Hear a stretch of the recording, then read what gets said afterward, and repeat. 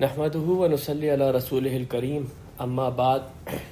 سب سے پہلے آپ سب کو رمضان کے ان خصوصی سیشنز میں خوش آمدید۔ جیسا کہ ہم اعلان کر چکے ہیں کہ رمضان کے ان سیشنز میں ہم اپنے ریگولر سیشنز نہیں کریں گے، بلکہ ہم نے کچھ صورتیں سلیکٹ کی ہیں جن کو ہم اس رمضان میں مکمل کرنے کی کوشش کریں گے۔ سورہ یاسین، سورہ واقعہ، سورہ رحمان اور سورہ حجرات، یہ ہمارا ارادہ ہے کہ 4 ہفتے جو رمضان کے آئیں گے اس میں ہم یہ 4 صورتیں کرنے کی کوشش کریں گے۔ اس کے علاوہ اگر آپ حضرات زیادہ انٹرسٹڈ ہوئے تو پھر آخر کے جو 10 راتیں ہوتی ہیں اس میں پھر ہم کوشش کریں گے کہ کچھ اور صورتیں بھی کر لیں، لیکن وہ ڈیپینڈ کرتا ہے آپ لوگوں کی فیڈ بیک کے اوپر۔ تو اس کے بعد چلے میں اب اپنے سیشن کا آغاز کرتا ہوں۔ سب سے پہلے کچھ انٹروڈکٹری ڈسکشن، کچھ تمہیدی باتیں سورہ یاسین کے متعلق۔ سورہ یاسین کے متعلق تمام لوگ یہ بات جانتے ہیں کہ یہ ایک مکی دور کی سورہ ہے۔ مکی دور کی سورہ کا مطلب یہ ہے کہ اس سورہ کے جو مضامین ہیں ان میں ایمان کا موضوع بہت زیادہ غالب ہے۔ مدنی دور کی جو صورتیں ہیں اس میں شریعت بھی ہے، اس میں اہل کتاب کے ساتھ بات چیت بھی ہے، جہاد کے احکامات بھی ہیں، اور دوسرے آپ سمجھیں کہ اکنامکس یا سوشولوجی کے اوپر جو احکامات قرآن کے ہیں وہ اس میں ہیں۔ لیکن جو مکی دور کا قرآن ہے اس کا موضوع غالباً مکمل طور پہ ایمان ہے۔ ایمان کیا چیز ہے اس کے اوپر ہم کافی دفعہ بات کر چکے ہیں۔ ایمان بالغیب، یعنی کہ اس بات کو ماننا کہ یہ جو دنیا ہمارے سامنے ہے، یہ جو فزیکل ورلڈ ہے، اس کے پیچھے بھی ایک دنیا موجود ہے۔ وہ دنیا ہمیں نظر نہیں آتی لیکن اس کے اثرات ہمیں اس دنیا میں نظر آتے ہیں۔ اس فزیکل ورلڈ کو جب آپ دیکھتے ہیں تو آپ یہ محسوس کرتے ہیں کہ کوئی شے ہے پیچھے جو اس فزیکل ورلڈ کو چلا رہی ہے۔ اسی طریقے سے جب آپ اپنے اندر جھانکتے ہیں تو آپ کو بھی یہ محسوس ہوتا ہے کہ آپ کے اندر ایک اس طرح کی دنیا کی طلب موجود ہے جو ایٹرنل ہو، جس کے اندر مکمل انصاف ہو۔ اور یہ ساری جو آپ کی خواہشات ہیں یہ انبیاء کی دعوت سے بالکل منسلک ہو جاتی ہیں۔ یعنی انبیاء آ کے جب دعوت دیتے ہیں اور یہ بتاتے ہیں کہ مرنے کے بعد تم لوگوں نے دوبارہ اٹھنا ہے، یا وہ اس بات کی خبر دیتے ہیں کہ ایک خدا ہے جو تمہارے سارے اعمال کو دیکھ رہا ہے، تو یہ ساری باتیں جو کہ ہماری عقل اور ہمارا دل گواہی دے رہا ہوتا ہے، ہم اس کو فوراً مان لیتے ہیں۔ جو مکی دور کا قرآن ہے اس میں یہی ایمانیات ڈسکس ہوتی رہی ہیں۔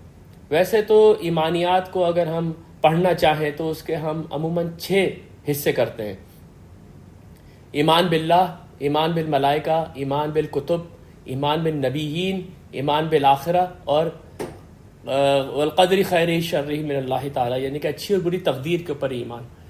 لیکن کنسائز وے میں ہم 3 ایمانیات کو ڈسکس کرتے ہیں: ایمان باللہ، ایمان بالرسالت اور ایمان بالآخرہ۔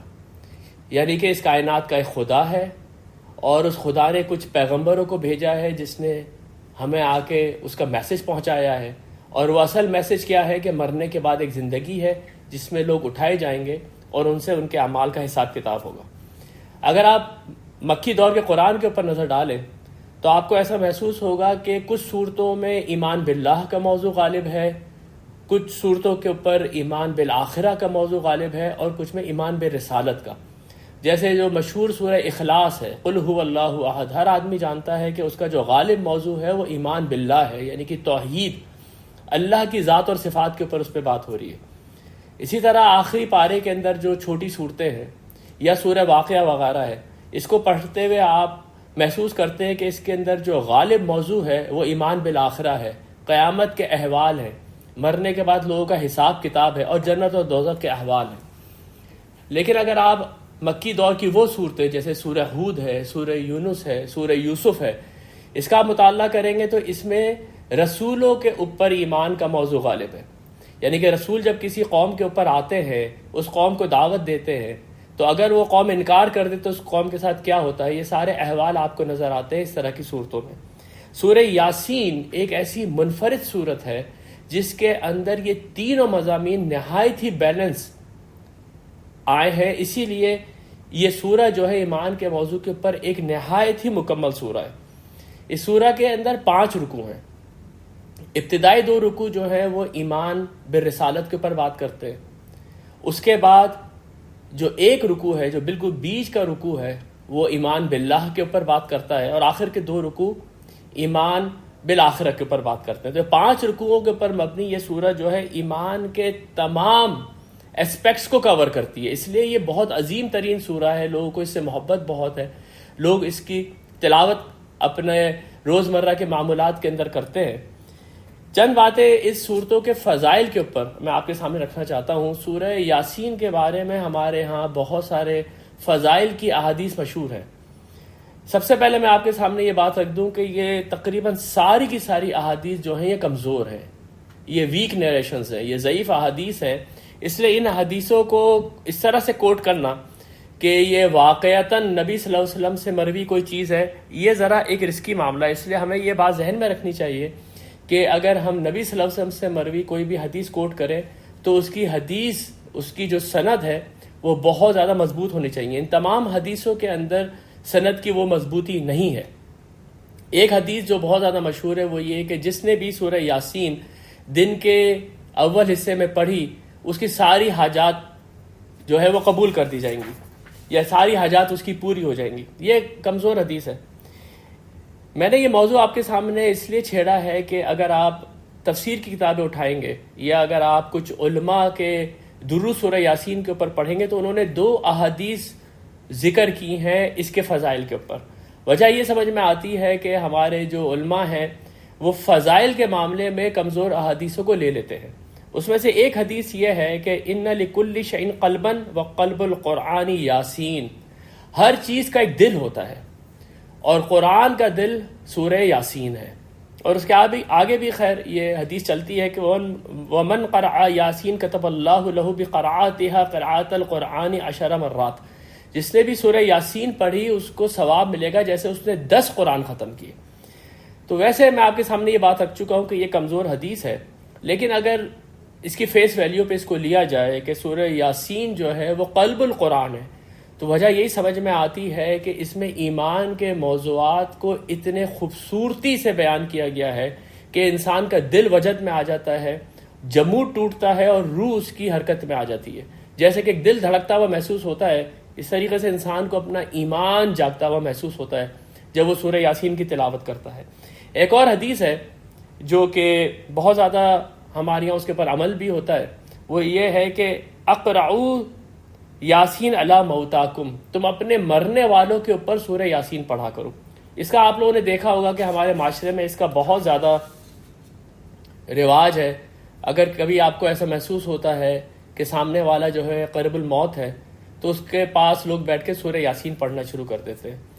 یہ حدیث بھی ویسے کمزور ہے، لیکن اگر اس کے اوپر عمل کرنا ہی ہے تو ایسا محسوس ہوتا ہے کہ یہ ہدایت ہمیں اس لیے دی گئی کہ مرنے کے بعد انسان کو جن حالات سے واسطہ پیش آنا ہے، اس کا حساب و کتاب ہونا ہے، اس کا اعمال نامہ اس کے سامنے پیش کیا جانا ہے، اس کے لیے وہ ذہنی طور پہ تیار ہونا شروع ہو جائے۔ تو اس کے سامنے ایک ایسی سورہ پڑھی جانی چاہیے جس کے اندر ایمان باللہ، ایمان بالآخرت، یہ تمام موضوعات بہت ہی کنسائز وے میں جمع ہوئے ہوں۔ تو اس لیے یہ ضروری ہے کہ جب سورہ یاسین پڑھی جائے کسی مرنے والے کے اوپر، تو اگر اس کو عربی زبان نہیں آتی ہے تو اس کے سامنے اس کا ترجمہ بھی پڑھا جانا چاہیے۔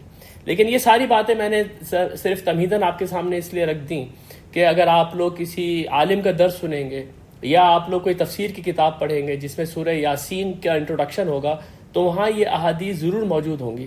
تو میں آپ کو پہلے ہی بتا دوں کہ یہ حدیثیں کوئی زیادہ مضبوط نہیں ہے، لیکن اگر ان کے اوپر عمل کرنا بھی ہو تو اصل میں عمل ہوگا ان کے ترجمے کو اور ان کے معنوں کو انڈرسٹینڈ کرنے کے بعد۔ یہ جو انٹروڈکشن ہے اس کے بعد چلے ہم سورہ یاسین کی ابتدا کرتے ہیں۔ ابتدا کے اندر آپ دیکھیں گے کہ سورہ یاسین کے اندر کچھ حروف مقطعات آئے ہیں، یاسین والقرآن الحکیم۔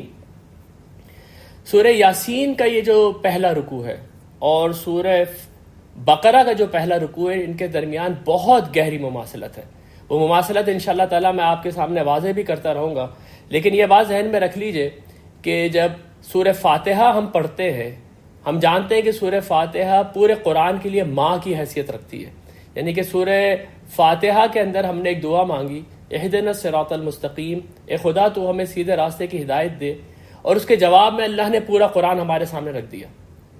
اور اس کا جو مظہر ہے سب سے بڑا وہ سورہ بقرہ کی پہلی آیت ہے، الف لام میم ذالک الکتاب لا ریب فیہ ھدی للمتقین، یہ وہ کتاب ہے جو تم نے مانگی، یہ ہدایت ہے متقیوں کے لیے۔ آپ دیکھیں گے کہ یہی بالکل انداز سورہ یاسین کا بھی ہے۔ سورہ یاسین سٹارٹ ہو رہی ہے یاسین والقرآن الحکیم انک لمن المرسلین، وہاں پر یہ کہا گیا کہ یہ کتاب جو ہے یہ ہدایت ہے، یہاں پر یہ کہا گیا کہ یہ جو رسول ہے یہ بھیجے ہوئے ہیں علی صراط مستقیم، یہ ہے سیدھے راستے کے اوپر۔ یعنی کہ اگر آپ سورہ بقرہ کی ابتدائی آیات پڑھیں گے تو جو کتاب ہے، جو قرآن ہے، وہ آپ کو صراط مستقیم کی ہدایت دے رہا ہے۔ آپ سورہ یاسین کی ابتدائی آیات پڑھیں گے تو وہ جو رسول جس کے اوپر یہ قرآن نازل کیا گیا ہے وہ صراط مستقیم پر ہے، تو اس کی پیروی کرنے سے انسان صراط مستقیم حاصل کر سکتا ہے۔ یہ ایک نہایت ہی خوبصورت ایک آپ سمجھیں مماثلت ہے سورہ یاسین کی اور سورۃ البقرہ کی۔ ایک اور چیز اس میں نوٹ کرتے ہوئے یہ چلیں کہ سورہ بقرہ کے ابتدا میں 3 قسم کے لوگوں کا ذکر آیا ہے جب بھی قرآن ان کے سامنے پڑھا جائے گا۔ ایک وہ لوگ جو کہ اس کے پر ایمان لے کر آ جائیں گے، جن کو متقین کہا گیا ہے، اور وہ لوگ جو کہ اس کا انکار کر دیں گے، جن کو کافرین کہا گیا ہے، اور پھر دوسرے رکوع کے اندر منافقین جو ہپوکریٹس ہیں، جو دونوں طرف رہنے کی کوشش کریں گے۔ سورہ یاسین میں بھی آپ سمجھیں کہ جو پہلا رکوع ہے تقریباً اس کے مضامین یہی ہیں، لیکن وہ الٹ ترتیب میں ہے۔ سورہ بقرہ کے اندر سب سے پہلے متقین کا ذکر ہے اور اس کے بعد کافرین کا ذکر ہے، جبکہ سورہ یاسین میں پہلے کافرین کا ذکر ہے اور اس کے بعد متقین کا ذکر ہے۔ چلے اس کے بعد ہم اس کا لفظ بلفظ مطالعہ شروع کرتے ہیں۔ سب سے پہلے یاسین، یہ حروف مقطعات ہے۔ حروف مقطعات کا مطلب یہ ہوتا ہے کہ یہ کچھ حروف ہیں جو عام الفاظ کی طرح نہیں پڑھے جاتے، بلکہ ان کو توڑ توڑ کے پڑھتے ہیں۔ جیسے یا سین الگ الگ پڑھا، الف لام میم اس کو الگ الگ کر کے پڑھا۔ تو ان حروف کے معنی کیا ہیں اور یہ کیوں کچھ صورتوں کے شروع میں ہم دیکھتے ہیں کہ قرآن میں موجود ہے، اس کے بارے میں چند بنیادی باتیں یہ سمجھ لیجئے کہ عربوں کی جو شاعری ہے یا عربوں کا جو کلام ہے جو آج تک ہمارے پاس محفوظ ہے، اس میں اسی طرح کے حروف مقطعات کا استعمال ہمیں جا بجا ملتا ہے۔ اسی لیے آپ یہ دیکھیں گے کہ قریش مکہ نے جب نبی صلی اللہ علیہ وسلم کے اوپر اور قرآن کے اوپر الزامات لگانے شروع کیے تو انہوں نے ہر طرح کا الزام لگایا، لیکن انہوں نے کبھی یہ الزام نہیں لگایا یہ کس طرح کے حروف ہیں جو شروع میں آ جاتے ہیں، گویا کہ وہ اس اسلوب سے اچھی طریقے سے واقف تھے۔ اگر آپ جا کے عربوں کا کلام پڑھیں گے تو اس میں آپ کو نظر آئے گا کہ عموماً وہ اپنے قصیدے کا آغاز یا اپنے قصیدے کا جو انجام ہے وہ ان حروف مقطعات سے کرتے تھے، اور عموماً اس کے اندر کچھ جملے تھے جو مخفف ہوتے تھے۔ قرآن نے بالکل اسی طریقے سے اس اسلوب کو لیا ہے، اور آپ یہ بات نوٹ کریں گے کہ جہاں جہاں پر بھی حروف مقطعات قرآن میں آئے ہیں اس کے فوراً بعد قرآن کے معجزہ ہونے کا بیان، نبی صلی اللہ علیہ وسلم کا اللہ کی طرف سے بھیجے جانے کا اعلان، قرآن کو ان کے لیے معجزہ ہونے کا بیان، یہ موضوعات آنے شروع ہو جاتے ہیں۔ اس لیے میں صرف آپ کے سامنے ایک اس کی جو تفسیر ہے، جو لسان العرب جو عربی کی مشہور ڈکشنری ہے، اس کے اندر حضرت عبداللہ بن عباس رضی اللہ عنہ سے مروی جو قول ہے بس وہ آپ کے سامنے میں رکھتا ہوں، پھر ہم آگے چلتے ہیں کہ وہ یہ کہتے ہیں کہ اصل میں یہ حروف مقطعات چیلنج تھے عربوں کے لیے۔ ان کو یہ کہا جا رہا تھا کہ تم لوگ بھی تو اپنا کلام بناتے ہو انہی الفابیٹس کو یوز کر کے، ان حروف کو یوز کر کے، ایک یہ کلام محمد پیش کر رہے ہیں تمہارے سامنے، اور وہ اس چیلنج کے ساتھ پیش کر رہے ہیں کہ یہ اللہ کی طرف سے اتارا گیا ہے، اگر تم اس چیلنج کو قبول کرتے ہو تو اس طرح کا ذرا ایک کلام تو بنا کے لا دو۔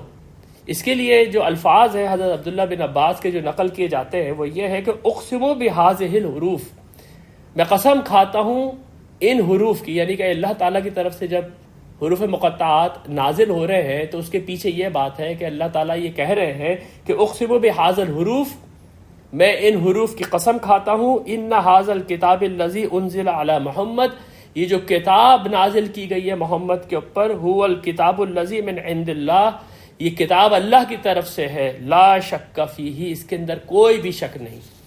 اس کے بعد حروف مقطعات کے معنی کیا ہو سکتے ہیں، اس میں مختلف آراء موجود ہیں۔ سورہ یاسین کے لیے جو یہ لفظ مقطعات یاسین آئے ہیں، اس کے اوپر کچھ علماء نے کہا ہے کہ یہ اصل میں یا سید کا مخفف ہے، ایبریویشن ہے یا سید کا یا انسان کا۔ یا سید کے معنی ہے جو سید کا لفظ سردار کے لیے استعمال ہوتا ہے یا مسٹر کے لیے استعمال ہوتا ہے، تو اگر یہ معنی صحیح ہیں تو اصل میں یہاں پر آغاز میں نبی اکرم صلی اللہ علیہ وسلم کو مخاطب کیا جا رہا ہے کہ اللہ کے رسول والقرآن المجید، یہ قرآن حکیم اس بات کے اوپر گواہ ہے کہ آپ رسولوں میں سے ہیں۔ اگلی آیت ہے والقرآن الحکیم، قسم ہے اس حکمت والے قرآن کی۔ یہ پہلی دفعہ ہمارے سامنے ایک اسلوب آ رہا ہے قسم کا۔ قرآن قسم کھاتا ہے، قسم تو ہم لوگ بھی کھاتے ہیں، لیکن اس کے اندر اصل میں ہم کسی کو گواہ بنا کے اپنی سچائی ثابت کرنے کی کوشش کر رہے ہوتے ہیں۔ جب اللہ تعالیٰ قسم کھائیں گے تو اللہ تعالیٰ کو تو کوئی بھی چیز ثابت کرنے کی ضرورت نہیں ہے، اللہ تعالیٰ کو کسی کو گواہ بنانے کی ضرورت نہیں ہے۔ اس کا مطلب یہ ہے کہ یہاں قسم کے معنی کچھ اور ہیں۔ قرآن کریم کے اندر جو قسموں کا اسلوب ہے، اصل میں وہ ایک نہایت ہی خوبصورت اسلوب ہے کسی بھی چیز کو شہادت کے طور پہ پیش کرنا، تاکہ آپ کے سامنے جو بات کہی جا رہی ہے وہ ثابت ہو جائے۔ اس کا سب سے خوبصورت جو استعمال ہے آپ کو آخر کے پارے کی صورتوں میں سورۃ البلد میں ملے گا، فلا اقسم بہذا البلد وانت حل بہذا البلد، میں قسم کھاتا ہوں اس شہر کی۔ وہ شہر بلد الامین ہے جہاں پر کسی شخص کو نہیں مارا جاتا تھا، کسی شخص کو نہیں ٹارچر کیا جاتا تھا، کسی جانور کو نہیں مارا جاتا تھا، کسی درخت کو نہیں کاٹا جاتا تھا۔ وَأَنْتَ حِلٌّ بِهَذَا الْبَلَدِ، لیکن اے نبی انہوں نے آپ کو حلال کر دیا ہے اس شہر کے اندر، یعنی کہ یہ شہر مکہ اس بات کا گواہ ہے کہ یہاں پر لوگوں کو امن نصیب ہوتا تھا۔ آپ یہ دیکھیں کہ یہ لوگ آپ کی نفرت میں کتنا آگے چلے گئے کہ انہوں نے آپ کو حلال کر دیا ہے اس شہر کے اندر۔ یا آپ سورۃ العادیات دیکھیں گے تو سورۃ العادیات میں ابتدا میں جو قسمیں ہیں وہ گھوڑوں کی قسمیں ہیں، وَالْعَادِيَاتِ ضَبْحًا فَالْمُورِيَاتِ قَدْحًا فَالْمُغِيرَاتِ صُبْحًا فَأَثَرْنَ بِهِ نَقْعًا فَوَسَطْنَ بِهِ جَمْعًا۔ یہ قسمیں یہ ہیں کہ یہ جو گھوڑے دیکھو یہ تمہارے کتنے وفادار ہیں، یہ تمہاری خاطر جو ہے وہ چکنی چٹانوں پہ بھاگنا شروع کر دیتے ہیں، جہاں پر کہ گھوڑا بھاگتا نہیں ہے عموماً، وہ گر سکتا ہے، اس کی ٹانگ ٹوٹ سکتی ہے۔ تم صبح صبح اس گھوڑے کو اٹھا دیتے ہو، تم اس کو میدان جنگ میں لے جا کے ایک مجمع کے اندر گھسا دیتے ہو۔ گھوڑا خود تو نہیں لڑ سکتا، لیکن وہ آپ کی خاطر اس میں گھستا چلا جا رہا ہے۔ گویا یہ جو قسمیں ہیں یہ گھوڑے کی وفاداری کی قسمیں ہیں۔ اور اس کے بعد فرمایا گیا ہے ان الانسان لربہ لکنود، انسان اپنے رب کا بڑا ناشکر ہے۔ یعنی کہ تم نے اس گھوڑے کو دیا کیا ہے؟ صرف اس کو پالا ہے، تھوڑا سا چارہ دیا ہے، اس کو صاف کیا ہے، یہ تمہارا اتنا وفادار ہے، اور تمہارے رب نے تمہیں کیا نہیں دیا ہے؟ یہ زندگی دی ہے، یہ سہولیات دی ہیں، اور اس کے بعد تمہارا حال یہ ہے کہ تم اس کے بہت بڑے ناشکر ہو۔ تو یہ میں نے آپ کے سامنے چند مثالیں رکھی کہ قرآن میں قسمیں کیوں کھائی جاتی ہیں۔ یہاں پر قرآن کریم کو گواہ بنایا جا رہا ہے، قسم ہے اس قرآن حکیم کی، یہ قرآن گواہ ہے کس بات کے اوپر؟ انک لمن المرسلین، آپ یقیناً رسولوں میں سے ہیں۔ اس کا مطلب یہ ہے کہ قرآن گواہ ہے کہ محمد صلی اللہ علیہ وسلم اللہ کے رسول ہیں۔ قرآن آپ کی رسالت کا ثبوت ہے، قرآن آپ کا سب سے بڑا معجزہ ہے۔ یہ بات ہم لوگ کئی دفعہ ڈسکس کر چکے ہیں کہ جب بھی کوئی رسول اس دنیا کے اندر مبعوث ہوتا ہے تو وہ سامنے والوں کو اپنی رسالت کا ثبوت دیتا ہے۔ میں نے آپ کے سامنے بخاری شریف کی ایک حدیث رکھی تھی جس میں یہ فرمایا گیا تھا کہ کوئی بھی نبی ایسا نہیں مبعوث ہوا جس کو اللہ تعالیٰ نے کوئی معجزات نہ دیے ہوں۔ وہ معجزات وہ لوگوں کو دکھاتا تھا جس سے کہ لوگ اس کے اوپر ایمان لے کر آتے تھے، اور مجھے یعنی نبی صلی اللہ علیہ وسلم کو یہ وحی دی گئی ہے جو کہ معجزہ ہے، اور مجھے اس بات کی امید ہے کہ قیامت کے دن سب سے زیادہ میرے پیروکار ہوں گے۔ ایسا کیوں کہا نبی صلی اللہ علیہ وسلم نے؟ کہ جتنے بھی انبیاء آئے تھے ان کے معجزات ان کے ساتھ چلے گئے۔ موسیٰ علیہ السلام کا ایک بہت بڑا معجزہ وہ لاٹھی تھی جو کہ سانپ اور اژدہا بن جایا کرتی تھی، یا وہ جو لاٹھی تھی جسے انہوں نے سمندر کو پھاڑ دیا تھا۔ آپ کے انتقال کے بعد وہ لاٹھی بہت عرصے تک بنی اسرائیل کے پاس رہی ہے، لیکن وہ بس لاٹھی تھی ایک، وہ کسی اژدہے میں تبدیل نہیں ہوتی تھی، اس سے سمندر نہیں پھٹ جاتا تھا۔ اسی طریقے سے حضرت عیسیٰ علیہ السلام مردوں کو زندہ کر دیا کرتے تھے، کوڑوں کو صحیح کر دیا کرتے تھے، نابینا کو بینا کر دیا کرتے تھے۔ لیکن آپ کے انتقال کے بعد، آپ کے چلے جانے کے بعد اب کوئی بھی اس طرح کے معجزات موجود نہیں ہے، لیکن نبی صلی اللہ علیہ وسلم کا جو معجزہ ہے یہ قیامت تک رہے گا۔ اس لیے آپ صلی اللہ علیہ وسلم نے فرمایا کہ مجھے اس بات کی امید ہے کہ قیامت میں میرے ماننے والے زیادہ ہوں گے، کیونکہ آپ کا جو معجزہ ہے وہ تو زندہ معجزہ ہے. جب بھی انسان اس کو پڑھے گا اس کے سامنے یہ معجزاتی کلام آئے گا اور اس کو اس بات کا یقین ہو جائے گا کہ اِنَّکَ لَمِنَ الْمُرْسَلِينَ، کہ آپ یقیناً رسولوں میں سے ہیں. عَلَىٰ صِرَاطٍ مستقیم، اور آپ سیدھے راستے کے اوپر ہیں. یہ ہوتا یہ ہے کہ جب مکی دور کے قرآن میں آپ یہ دیکھیں گے کہ جب نبی صلی اللہ علیہ وسلم نے اپنی دعوت کو بلند کیا ہے تو لوگوں نے ان کے اوپر طرح طرح کے الزامات لگانے شروع کر دیے. کسی نے کہا کہ آپ مجنون ہو گئے، نعوذ باللہ. کسی نے کہا آپ کے اوپر کسی جن کا سایہ آنے لگا ہے. کوئی کہنے لگا آپ پاگل ہو گئے ہیں. تو اس طرح کی جو آیات، اس طرح کی جو الزامات آتے تھے ان کے جواب میں اس طرح کی آیات آتی تھی کہ ما انت بنعمت ربک بمجنون، آپ اپنے رب کی نعمت سے مجنون نہیں ہوئے ہیں. اور والنجم اذا ہوا ما ضل صاحبکم وما غوا وما ينطق عن الهوى ان هو الا وحی یوحی، کہ یہ ستارے کی قسم جب یہ غروب ہوتا ہے آپ کے صاحب نہ تو بھٹکے ہیں اور نہ ہی یہ دیوانے ہوئے ہیں. یہ اپنے جی سے کچھ نہیں بولتے بلکہ ان کے اوپر جو وحی کی جاتی ہے صرف یہ وہ بولتے ہیں. اور یہاں پر بھی یہ کہا گیا کہ تم ان کو مجنون سمجھتے ہو، تم ان کو سمجھتے ہو کہ یہ گمراہ ہو گئے ہیں، بلکہ یہ تو صراط مستقیم کے اوپر ہے. وہ صراط مستقیم جس کی چاہت ساری انسانیت کے اندر موجود تھی، جس کی مینیفیسٹیشن ہم دیکھتے ہیں سورہ فاتحہ کے اندر جب انسان دعا مانگتا ہے اہدنا الصراط المستقیم. تو اس صراط مستقیم کے اوپر کون ہے؟ اس صراط مستقیم کے اوپر یہ محمد صلی اللہ علیہ وسلم ہے. ایک اور بات یہاں پر آپ نوٹ کرتے ہوئے چلیں کہ قرآن کی قسم تو کھائی گئی ہے یہاں پر، لیکن قرآن کی یہ جو قسم ہے یہاں پر اس کے ساتھ قرآن کی ایک صفت بھی لگی ہوئی ہے، اور وہ صفت ہے اس کی حکمت کی. یاسین والقرآن الحکیم، قسم ہے اس قرآن کی جس میں بڑی حکمت ہے. یعنی کہ جو شخص بھی اس قرآن کو پڑھے گا وہ سب سے پہلے جو یہ بات نوٹ کرے گا وہ یہ کہ اس کے اندر صرف احکامات نہیں ہے کہ تم نماز پڑھو، تم روزے رکھو، بلکہ اس کے اندر نہایت ہی خوبصورت بیلنس ہے حکم کا اور حکمت کا. ہر حکم کے پیچھے کوئی نہ کوئی وزڈم ہے.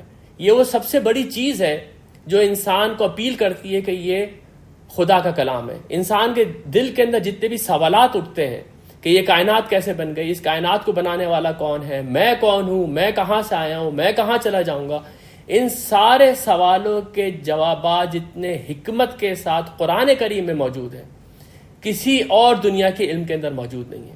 تو یہاں پر جو گواہی پیش کی گئی ہے قرآن کی، وہ صرف یہ نہیں کہ یہ قرآن گواہ ہے بلکہ قرآن کی ایک صفت حکمت یہاں پر الیبریٹ کی گئی ہے. آپ یہ دیکھیں گے کہ جو مکی دور کا قرآن ہے اس میں اسی طریقے سے دوسری جگہوں کے اوپر بھی قرآن کی قسم کھائی گئی ہے. جیسے سورہ صاد کے اندر ہے والقرآن ذی الذکر، صاد قسم ہے قرآن کی جو کہ نصیحت والا ہے، جو کہ تم لوگوں کو نصیحت کرتا ہے. اور اس کے آگے جو الفاظ محذوف ہیں وہ کیا ہیں؟ انک لمن المرسلین. سورہ قاف کے اندر ہے قاف والقرآن المجید، قسم قرآن کی جو بہت بزرگ ہے. یہ قرآن جو ہے وہ بہت بلند ہے، بہت اعلیٰ مضامین پیش کرتا ہے. اس صفت کی قسم کھا کے کہا گیا، محذوف ہے انک لمن المرسلین، آپ یقیناً رسولوں میں سے ہیں. تنزیل العزیز الرحیم، یہ قرآن کہاں سے آیا ہے؟ اس کا نازل کردہ ہے ایک ایسے خدا کی طرف سے جو کہ عزیز ہے اور رحیم ہے. آپ یہ بات محسوس کریں گے کہ قرآن کے اندر عموماً اللہ تعالیٰ کی جو صفات ہیں وہ جوڑے کی شکل میں آتی ہیں. رحمان ہے، رحیم ہے، عزیز ہے، حکیم ہے. اس کا جو تعلق ہوتا ہے، اس کے جو مضامین ہوتے ہیں اس کے ساتھ بہت گہرا ہوتا ہے. یہاں پر آپ یہ دیکھیں کہ یہاں پر عزیز اور رحیم کی جو صفات آئی ہیں، اس میں رحیم کی صفت یہ بتا رہی ہے کہ یہ خدا کی رحمت ہے کہ اس نے تم کو یہ قرآن دیا ہے. اور عزیز کی جو صفت آئی ہے، عزیز کا مطلب ہوتا ہے جو بہت زبردست ہے، جس کی پکڑ سے کوئی بھاگ نہیں سکتا ہے. وہ جو عزیز ہے وہ اس لیے ہے کہ اگر تم اس کا انکار کرو گے، تم اس کا کفر کرو گے، تم رسول کی تکذیب کرو گے تو وہ خدا کی پکڑ بھی بہت شدید ہے. تو اس لیے یہاں پر عزیز اور رحیم کی جو دو صفات ہیں وہ اس موضوع کے ساتھ بہت زیادہ مناسبت رکھتی ہیں. لِتُنذِرَ قَوْمًا مَا أُنذِرَ آبَاؤُهُمْ فَهُمْ غَافِلُونَ، یہ قرآن اس لیے آیا ہے کہ اے نبی آپ خبردار کر دیں اس قوم کو جس کے آبا و اجداد کو نہیں خبردار کیا گیا اور وہ غفلت میں پڑے ہوئے ہیں. یہاں پر ایک بات یہ سمجھ لیں کہ یہ جو لفظ آیا ہے انذار، انذار کے معنی عموماً لوگ کرتے ہیں کہ ڈراؤ تم ان لوگوں کو. اصل میں قرآن کسی کو ڈرانے کے لیے نہیں آیا ہے. انذار کے اصل معنی ہے کسی کو وارن کر دینا، اس کو خبردار کر دینا کہ جو روش تم اختیار کر رہے ہو اس کا انجام کیا ہونے والا ہے. تو جتنے بھی رسول ہیں وہ مبشر اور مبشرین و منذرین، وہ خوشخبری دینے والے ہوتے ہیں اور خبردار کرنے والے ہوتے ہیں کہ تم خبردار ہو جاؤ کہ آگے ایک ایسا دن آنے والا ہے جس دن تم اٹھ کے اپنے سارے اعمال کا جواب دو گے. لِتُنذِرَ قَوْمًا، تاکہ یہ قرآن خبردار کر دے اس قوم کو، یعنی کہ عرب کو، ما انذر آباؤہم، ان کے آباء و اجداد خبردار نہیں کیے گئے تھے، فہم غافلون، وہ اس وقت غفلت میں پڑے ہوئے. یہ بات ہم لوگ جانتے ہیں کہ حضرت ابراہیم اور حضرت اسماعیل کو گزرے ہوئے سے تقریباً 2500 سال گزر چکے تھے، اور 2500 سال تک ڈائریکٹلی قریش کے اوپر یا مکہ کے اوپر یا عربوں کے اوپر کوئی اس طرح سے رسول نہیں آیا تھا، اور اب نبی اکرم صلی اللہ علیہ وسلم آئے ہیں. یہاں پر ایک آدمی یہ بات سوچ سکتا ہے کہ جب ان کے اوپر رسول ہی نہیں آئے تھے تو ان کی بہراہ روی کی ذمہ داری ان کے اوپر کیسے ہو گئی، پھر یہ لوگ غافل کیسے ہو گئے. تو اس بات کو سمجھنے کے لیے جب آپ عرب کی تاریخ کو دیکھیں گے تو آپ کو نظر آئے گا کہ ان کے قرب و جوار میں پیغمبر آتے رہے ہیں. ان کے قریب میں ہی حضرت ہود علیہ السلام آئے تھے، ان کے قریب میں ہی حضرت صالح علیہ السلام آئے تھے، جن کی بستیوں کے اوپر سے یہ گزرتے تھے. قرآن نے ان بستیوں کی تباہی کا ذکر ان کے سامنے ایسے کیا ہے کیونکہ وہ اس کو اچھی طرح جانتے تھے، ان کے قصیدوں میں ان بستیوں کا ذکر موجود تھا. تقریباً 2000 سال پہلے حضرت شعیب علیہ السلام بھی عرب میں ہی مبعوث ہوئے تھے، اور ان کی تعلیمات عربوں میں آتی تھیں، اور وہ اس بات کے اوپر بڑا فخر محسوس کرتے تھے کہ ہم دین ابراہیمی کے ماننے والے ہیں. ان کے ہاں بت پرستی کیسے شروع ہوئی یہ تک ان کے یہاں موجود ہے. عبداللہ بن لوحی نام کے آدمی نے ان کے یہاں بت پرستی شروع کی، اور ان میں کئی لوگ اٹھتے رہے جو یہ بات کہتے رہے کہ یہ بت پرستی ہمارا دین نہیں ہے، ہمارا دین وہ ہے جو ابراہیم علیہ السلام کا دین ہے. ان لوگوں کو حنفاء کہتے تھے، جن میں ورقہ بن نوفل شامل ہیں، جس میں زید بن نفیل وغیرہ شامل ہیں. گویا کہ ان لوگوں کے لیے توحید کوئی اجنبی دعوت نہیں تھی، لیکن اتنا عرصے ڈائریکٹلی ان کے اوپر کوئی پیغمبر نہیں آیا تھا، تو یہ اس وقت غفلت میں پڑے ہوئے ہیں. لقد حق القول علی اکثرہم فہم لا یؤمنون، ان کے اوپر میرا قول صادق آ گیا ہے، ان کے اوپر یہ بات ثابت ہو گئی ہے، ان میں سے اکثر کے اوپر، فہم لا یؤمنون، اب یہ لوگ ایمان نہیں لے کر آئیں گے. یہ کون سا قول ہے جو ان کے اوپر صادق آ گیا؟ کیونکہ اب ہم اس وقت مکی دور کا قرآن شروع کر رہے ہیں، تو کچھ چیزیں ہمیں ذرا تمہیداً سمجھنی پڑیں گی، نہیں تو یہ آیات کا ہم ٹرانسلیشن کا حق نہیں ادا کر سکیں گے. اصل میں یہ معاملہ وہ ہے جو اللہ تعالیٰ یہ وہ قول ہے اللہ تعالیٰ کا جو اللہ تعالیٰ نے ابلیس کی نافرمانی کے وقت ڈکلیئر کیا تھا. قرآن میں یہ جا بجا آیا ہے. سب سے پہلے تو دیکھیں سورہ بقرہ کے اندر آیا تھا، وَإِذْ قُلْنَا لِلْمَلَائِكَةِ اسْجُدُوا لِآدَمَ فَسَجَدُوا إِلَّا إِبْلِيسَ أَبَىٰ وَاسْتَكْبَرَ وَكَانَ مِنَ الْكَافِرِينَ. جب اللہ تعالیٰ نے فرشتوں سے کہا کہ تم آدم کو سجدہ کرو، سب نے سجدہ کیا، لیکن ابلیس سے سجدہ نہیں کیا، اس نے تکبر کیا اور وہ کافروں میں سے ہو گیا. اللہ تعالیٰ کا یہ قول کہ جو میرے سامنے تکبر کرے گا، جو میرے سامنے استکبار اختیار کرے گا، میں اس کو جہنم میں ڈال دوں گا، خواہ وہ جنوں میں سے ہوگا خواہ وہ انسانوں میں سے ہوگا. یہ قول قرآن میں بار بار ریپیٹ ہوا ہے. جیسے میں آپ کے سامنے یہ سورہ صاد کا ایک مقام رکھ رہا ہوں جس میں یہ بہت ہی تفصیل کے ساتھ آیا ہے. فَسَجَدَ الْمَلَائِكَةُ كُلُّهُمْ أَجْمَعُونَ، آدم علیہ السلام کو سارے فرشتوں نے سجدہ کر دیا، الا ابلیس، ابلیس کے سوا، استکبر وکان من الکافرین، اس نے تکبر کیا اور وہ کافروں میں سے ہو گیا. قال یا ابلیس ما منعک ان تسجد لما خلقت بیدی، اللہ تعالیٰ نے کہا اے ابلیس تجھے کس نے روکا کہ تو اس کو سجدہ نہ کرے جس کو میں نے اپنے ہاتھوں سے بنایا ہے. استکبرت، کیا تو میرے سامنے تکبر کرتا ہے، ام کنت من العالین، یا تو اپنے آپ کو بہت اونچے لوگوں میں سے سمجھتا ہے. قال انا خیر منہ، ابلیس نے کہا میں اس سے بہتر ہوں. خلقتنی من نار و خلقتہ من طین، تو نے مجھے آگ سے پیدا کیا ہے اور تو نے اس کو مٹی سے پیدا کیا ہے. قال فخرج منہا فانک رجیم، اللہ تعالیٰ نے کہا تو دفع ہو جائے یہاں سے، اب تو دھتکارا ہوا ہے. وَإِنَّ عَلَيْكَ لَعْنَتِي إِلَىٰ يَوْمِ الدِّينِ، اور تیرے اوپر قیامت تک کے دن کے لیے میں نے لعنت کر دی ہے. قَالَ رَبِّ فَأَنظِرْنِي إِلَىٰ يَوْمِ يُبْعَثُونَ، ابلیس نے کہا کہ اے میرے رب تو مجھے اس دن تک کی مہلت دے جب انسان دوبارہ اٹھائے جائیں گے. قال فإنک من المنظرین، اللہ نے کہا جا تجھے مہلت دی، تو ان لوگوں میں سے جن کو مہلت دے دی گئی. الی یوم الوقت المعلوم، ایک ایسے دن کا جس کا وقت سب کو معلوم ہے. قال فبعزتک، اب ابلیس نے کہا کہ تیری عزت کی قسم، لا اغوینہم اجمعین، میں ان سب کو گمراہ کر کے رہوں گا. الا عبادک منہم المخلصین، سوائے تیرے اس بندوں کے جن کو کہ تو نے اپنے لیے خالص کر لیا ہے. قال، اب یہ وہ الفاظ ہیں، اللہ تعالیٰ نے کہا فالحق والحق اقول، تو میں حق بات کہتا ہوں اور یہی حق ہے. اور کیا ہے؟ لَأَمْلَأَنَّ جَهَنَّمَ مِنْكَ وَمِمَنْ تَبْعِكَ مِنْهُمْ أَجْمَعِينَ، میں جہنم کو بھر دوں گا تجھ سے اور جنہوں نے تیری پیروی کی ہے ان سے. یہاں پر یہ جو الفاظ ہیں قال فالحق والحق اقول، اور یہ حق ہے اور حق بات ہی میں کہتا ہوں، اسی کا یہاں پر ذکر کیا گیا ہے. لقد حق القول علی اکثرہم، اللہ کی جو بات ہے وہ ان کے اوپر حق ثابت ہو گئی. اللہ تعالیٰ قرآن میں بار بار کہہ رہے ہیں والذین کذبوا بآیاتنا واستکبروا عنہا، جس نے میری آیات کی تکذیب کی، ان کو جھٹلایا اور ان کے آگے تکبر کیا، اولئک اصحاب النار هم فیہا خالدون، وہ جہنم والے لوگ ہیں جس میں وہ ہمیشہ رہیں گے. سورہ اعراف کے اندر اس موضوع کو نہایت ہی خوبصورتی سے سمیٹا گیا ہے. اللہ تعالیٰ فرماتے ہیں وَلَقَدْ زَرْعَنَا لِجَهَنَّمَ كَثِيرًا مِنَ الْجِنِّ وَالْإِنسِ، میں نے زمین میں جو اتنے سارے جن اور انس کو پھیلایا ہوا ہے، ان میں سے اکثر جہنم میں جانے والے ہیں. کیوں؟ لَهُمْ قُلُوبٌ لَا يَفْقَهُونَ بِهَا، ان کے دل ہے یہ دیکھتے نہیں ہیں، ان کے دل ہے یہ سمجھتے نہیں ہیں. وَلَهُمْ عَيُنٌ لَا يُبْصِرُونَ بِهَا، ان کی آنکھیں یہ دیکھتے نہیں ہیں. وَلَهُمْ أَذَانٌ لَا يَسْمَعُونَ بِهَا، ان کے کان ہیں یہ سنتے نہیں ہیں. أُولَئِكَ كَالْأَنْعَامِ، یہ جانوروں جیسے ہیں. بل ہم اضل، بلکہ ان سے بھی گئے گزرے ہیں. أُولَئِكَ هُمُ الْغَافِلُونَ، یہ لوگ غفلت میں پڑے ہوئے ہیں. گویا کہ یہ اللہ تعالیٰ کا قول کہ جس نے میرے آگے تکبر کیا، میری رسولوں کے سامنے تکبر کیا، میں ان کو جہنم میں ڈال دوں گا. تو یہ کچھ لوگ تھے جو نبی اکرم صلی اللہ علیہ وسلم کے سامنے بہت تکبر کے ساتھ آپ کا انکار کرتے تھے، اور جو آیات آپ پڑھ کے سناتے تھے ان کی تکذیب کرتے تھے.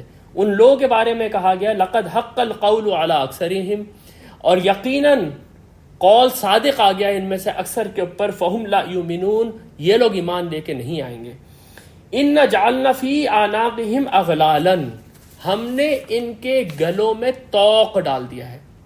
اصل میں منظر یہ ہے کہ یہ جو متکبر لوگ ہیں یہ بڑی گردن اکڑا کے نبی صلی اللہ علیہ وسلم سے بات کرتے تھے. یہاں بہت ہی تکبر کے ساتھ وہاں پر گھومتے تھے. یہ سردار تھے، بڑے بڑے بہت امیر لوگ تھے، تو ان کے چال میں اور ان کی گردنوں کے اندر وہ تکبر نظر آتا تھا.